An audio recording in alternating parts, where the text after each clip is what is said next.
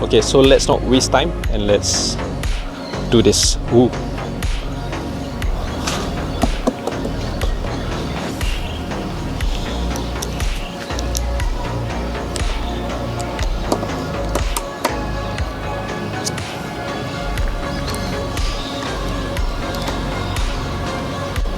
All right. There you go.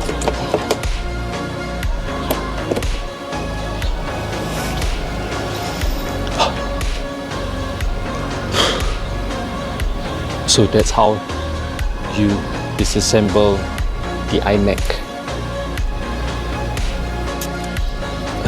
But this channel is all about learning. Alright, don't be scared or be afraid to tinker your models. I'm done.